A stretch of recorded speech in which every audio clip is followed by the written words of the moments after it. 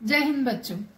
आज हम पार्ट 2 पढ़ेंगे बुद्धि का फल। उसको पढ़ने से पहले ये जान लीजिए कि हम पहले भी कक्षाओं में अकबर और बीरबल की कहानियां पढ़ चुके हैं और उनके कहानी किस्से हम जान चुके हैं। उसके बावजूद आज का हमारे पार्ट में बुद्धि का फल जो कहानी है उन्हीं दोनों के प्रसंग की है। अब थोड़ा सा जान लेते हैं। अकबर के दरबार में एक महत्वपूर्ण मंत्री बीरबल है। बहुत चातुर बुद्धिमान बीरबल अपनी चतुराई से जाने जाते हैं। बड़ी से बड़ी समस्याओं का समाधान वो हल्के में कर लेते हैं।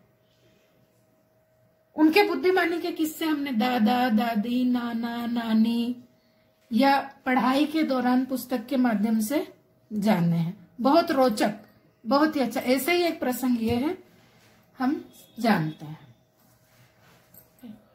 एक रोज की बात है, बादशाह अकबर के दरबार में लंका के राजा का एक दूत पहुंचा। उसने बादशाह अकबर से एक नई तरह की मांग करते हुए कहा, आलम पनाह, आपके दरबार में एक से बढ़कर एक बुद्धिमान, होशियार तथा बहादुर दरबारी मौजूद है। हमारे महाराज ने आपके पास मुझे एक घड़ा भरकर बुद्धि लाने के लिए भेजा है। होंगे घड़ा भर के बुद्धि कैसे? तो आगे पढ़ते हैं, पता चलता है कि घड़ा भर के बुद्धि कैसे प्राप्त होगी। हमारे महाराज को आप पर पूरा भरोसा है कि आप इसका बंदोबस्त किसी न किसी तरह जल्दी ही कर देंगे। यह सुनकर बादशाह अकबर तो चकरा गए। भाई, अब कोई घड़ा भरकर बुद्धि मांगेगा तो कोई भी चकराएगा, कैसे? देखिए आगे सुनते हैं। उन्होंने मन में सोचा, क्या बेतुकी मांग है, भला घड़े भर बुद्धि का बंदोबस्त कैसे किया जा सकता है? लगता है लंका का राजा हमारा मजाक बनाना चाहता है। कहीं वह इसमें सफल हो गया तो उन्हें तो बड़ा विचार आया। तभी बादशाह को बीरबल का ध्यान आया। वे सोचने लगे कि शायद यह कार्य बीरबल के वश का भी न हो, मगर फिर भी इसे बताने में क्या बुराई है? बीरबल के सामने इस बात को करने में क्या बुराई है? हो सकता है उनके भी बस का नहीं है। भाई, घड़ा भर के बुद्धि समझ में ही नहीं आ रहा है, क्या किया जाए?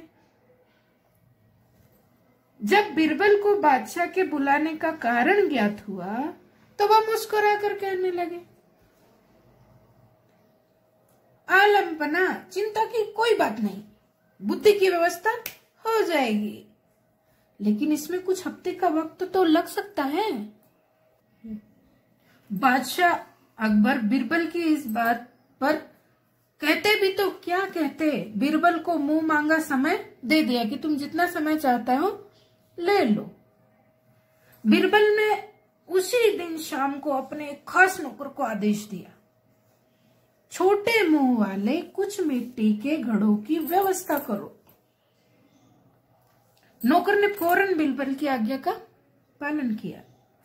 घड़े आते ही बीरबल अपने नौकर को लेकर कद्दू की बेल के पास गए। आपने भी देखी होगी कद्दू की बेल, गिलकी की बेल होती है, लौकी की बेल होती है, आपने कद्दू की जरूर देखी होगी। उन्होंने नौकर से एक घड़ा ले लिया। बीरबल ने घड़े को एक कद्दू के फूल पर उल्टा रख दिया। बेली पर जो फूल होता है उसमें छोटा सा कद्दू होता है और ऊपर से फूल होता है। उस घड़े को फूल के ऊपर उल्टा रख दिया। इसके बाद उन्होंने सेवक को आदेश दिया कि बाकी सारे घड़ों को भी इसी तरह कद्दू के फूलों पर आप उल्टा रख दीजिए। आप यहाँ जितनी बेलें लगी हैं, ये जो घड़े लाए हो, ये जो फूल है उसके ऊपर आप उल्टा रख दीजिए बाकी सारों को। यह आदेश उन्होंने दे दिया। बीरबल ने इस काम के बाद सेवक को उन घड़ों की देखभाल सावधानी पूर्वक करते रहने का हुक्म भी दिया और खुद वहां से चले गए। बादशाह अकबर ने कुछ दिन बाद उसके बारे में पूछा तो बीरबल ने तुरंत उत्तर दिया, आलम पनाह, इस कार्य को हो चुका ही समझे आप, लगभग हो ही गया है। बस 2 सप्ताह का समय और चाहिए। इसके बाद पूरा घड़ा बुद्धि से लबालब भर जाएगा। बीरबल ने 15 दिन बाद घड़ों के स्थान पर जाकर देखा कि कद्दू के फल घड़े जितने बड़े हो गए हैं। देखिए, वो फल जो घड़ा था उसमें फूल और कद्दू का फल छोटा सा था, दोनों ये। तो जैसे ही वो बड़ा हुआ, घड़े का आकार लेता गया। अब आप समझ गए होंगे।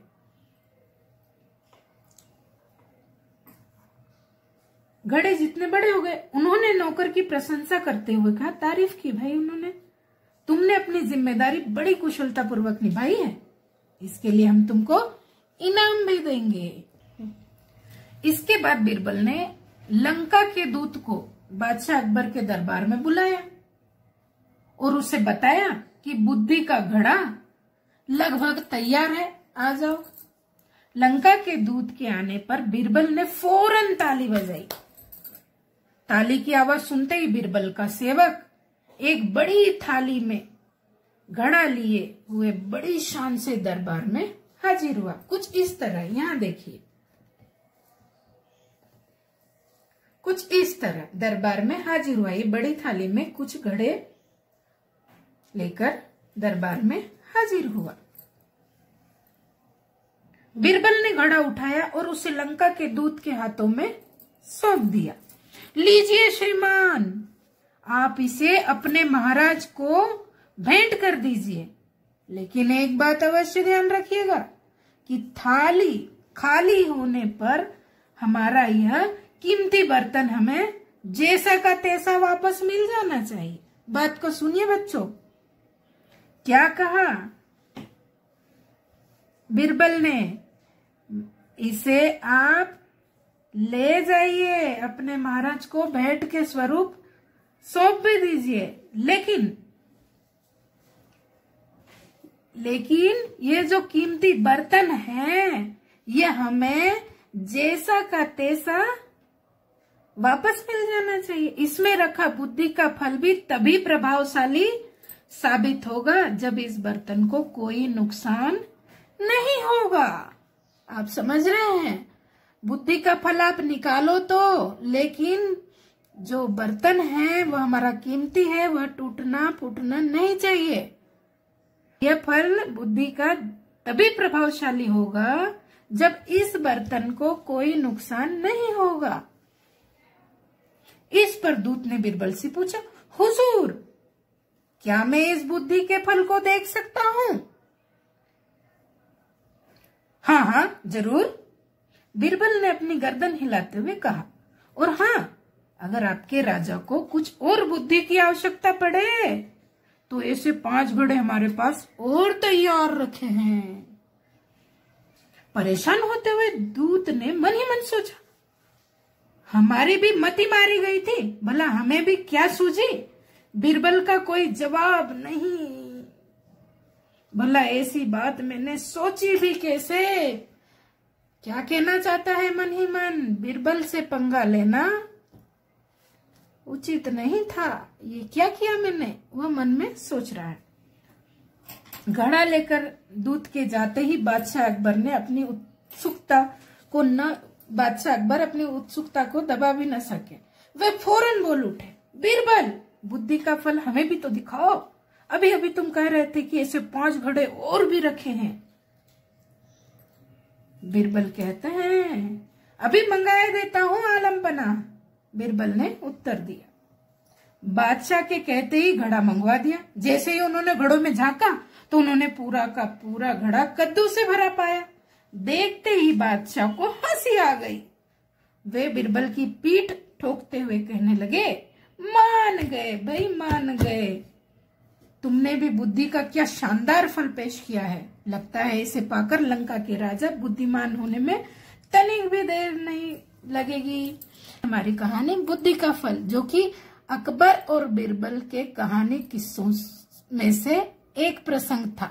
बड़ा ही रोचक, बड़ा ही अच्छा।